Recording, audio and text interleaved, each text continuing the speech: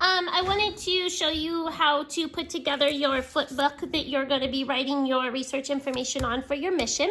And in your packet, you got, I think it was 3 pieces of paper because there were 2 per page. And they had the tabs or the pages to the flip book for the mission. So I had commented in the direction sheet that you could either write directly on it, you could put binder paper, or you could draw lines. So I wanted to show how to do that. So the first idea is, say that you do your research and you want to type it. I'm okay with that. So you would take your information, type it up on the computer, and then you would glue it onto the section and make sure that it fits, okay? The second idea is you can use a ruler and you could draw lines. I misplaced my ruler. The other idea is you could take a ruler and gently draw, very lightly, draw some lines across to write on to keep it neat. And your third option that you could do is you could take a piece of binder paper and write it on here.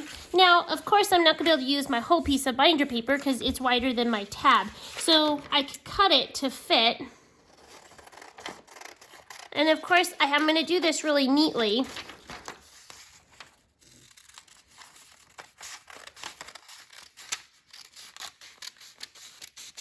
Okay, and then to about here. And then I could write my information onto this using the lines right on here, my information, and then I could glue it onto the pages of my little flip book.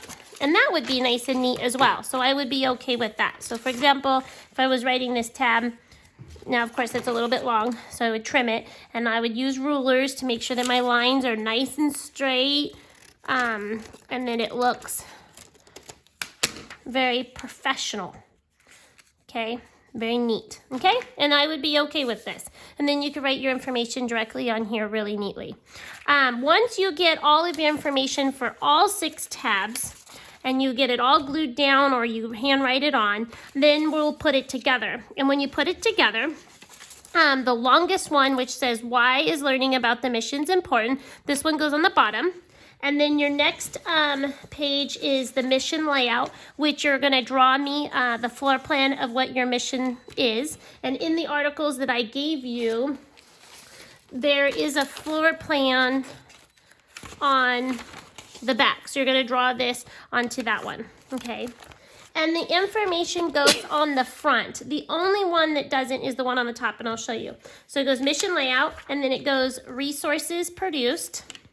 Then it goes the roles of the Native Americans. Then it goes mission location. So what's the address of the location if I wanted to go visit it. And then the top one is the date the mission was established. Okay, and then you'll make sure they're all up along the upper edge, and then you'll staple it together. And you only need 2 staples, one at one end and one at the other end.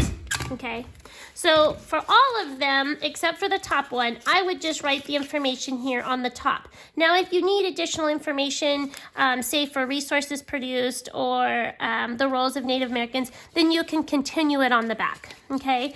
The date the mission was established, if you want to put it here, that's okay, but it may look a little neater if you wrote that one on the back, just because that's the cover of your flip book, okay? If you want to color this and give it a little bit of color neatly, you're welcome to do that. So that's the flip book, which has all of your research information for this week. The second thing is you were supposed to do the background for your lap book, and this is going to be the inside. I gave you 2 pages in your packet that look kind of like bricks, looks like a brick wall. And what I was thinking was, this is kind of the inspiration of what we want the inside of our lap book to look like. So this is our flip book we're doing this week is right here. So it's gonna go eventually in the middle, but I do not want you to glue it down this week. We're gonna do it next week. But I do want you to work on your background. So here in this is what the wall should look like right here in the background. So I gave you these 2 pages. You will color them to look like a brick wall if you choose. Now, do I have to do a brick wall? No, you can use a solid piece of construction paper. Maybe you have construction paper at home and you want to have a blue background or a green background. That's up to you. Or if you want to put paper down and draw a scenery, you can do that as well. Just whatever you do, though, do it neatly, okay? If you choose, though, to do the brick background, here is a kind of a picture of what they did, and I thought that that was really nicely done, okay? So you could color directly onto this and then just glue it down, okay? That is it. If you have any questions, feel free to reach out to me. Bye-bye.